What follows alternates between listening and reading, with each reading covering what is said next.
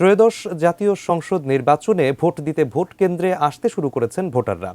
পাবনা সদর আসনের কুঠিবাড়ি সরকারি প্রাথমিক বিদ্যালয় কেন্দ্রে এবারে আমরা যেতে চাই। সেখানে রয়েছেন সহকর্মী রিজভী জয়। রিজভী, কিছুক্ষণের মধ্যেই তো ত্রয়োদশ জাতীয় সংসদ নির্বাচনের ভোট গ্রহণ শুরু হবে।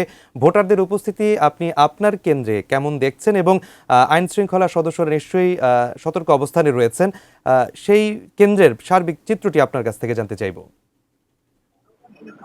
সাইমুন, আপনাকে জানিয়ে রাখি, মাঘের শেষে কিন্তু উত্তরের এই জেলা পাবনায় কিন্তু এখনো শীতের প্রকোপ রয়েছে এবং সেই শীত উপেক্ষা করে ভোরেই আমার পেছনে যদি এই সারিটি লক্ষ্য করেন, এখন এর কিন্তু প্রায় আধা ঘন্টা সময় বাকি ভোট গ্রহণ শুরুর।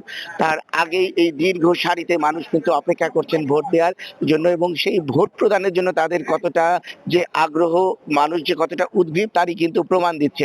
শুধু এই কেন্দ্রটি নয়, এর পাশে একটি নারীদের কেন্দ্র রয়েছে, সেখানেও কিন্তু এই শীতের ভোরেই ভোটাররা এসে উপস্থিত হয়েছেন এবং আমি এখানে যারা দায়িত্বে রয়েছেন, প্রিজাইডিং অফিসার এবং থেকে শুরু করে আইন শৃঙ্খলা বাহিনীর সদস্যরা, তারা বলেছেন যে কোনো ধরনের উৎকণ্ঠা ইতিমধ্যে তাদের মধ্যে নেই। তারা সব ধরনের প্রস্তুতি কিন্তু রয়েছে। এখানে পাবনায় সদর উপজেলায় 5,24,173 জন ভোটার ভোট দেবেন 163টি কেন্দ্রে। এর মধ্যে 16টি কেন্দ্রকে অধিক ঝুঁকিপূর্ণ বিবেচনা করা হয়েছে।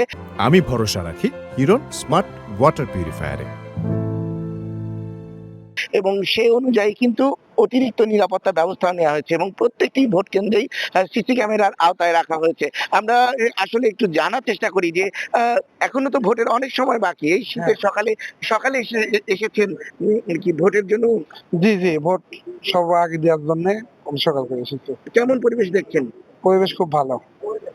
আমরা শুনছিলাম যে সবাই কিন্তু সন্তোষী প্রকাশ করছেন এবং 7টা থেকে ভোট গ্রহণ শুরু হবে এবং এর পাশাপাশি পাবনার সবগুলো কেন্দ্রে আমরা খোঁজ নিয়েছি।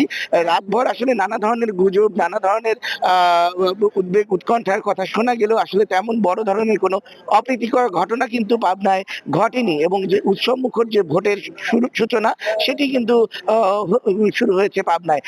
আমি কথা বলেছি পাবনার রিটার্নিং অফিসার শাহেদ মোস্তফার সঙ্গে। তিনি জানিয়েছেন যে পাবনায় 1230 জন সেনা সদস্য এবং 1966 জন পুলিশ সদস্যের পাশাপাশি র্যাব, বিজিবি, আনসারের বিপুল সংখ্যক সদস্য কিন্তু নিরাপত্তার দায়িত্ব পালন করবেন এবং একটি অবাধ, সুষ্ঠু, নিরপেক্ষ নির্বাচন করার জন্য যা যা প্রয়োজন তার সবকিছু কিন্তু করা হবে। আমরা একটু বাইরের দিকে দেখানোর চেষ্টা করি যে এই সারি কিন্তু ক্রমেই বাড়ছে এবং এর বাইরেও কিন্তু উৎসুক মানুষ, তারাও কিন্তু ভোট কেন্দ্রের বাইরে আসছেন এবং ক্রমেই কিন্তু মানুষ একের পর এক আসতে শুরু করেছেন এবং এই সারি দীর্ঘ হচ্ছে।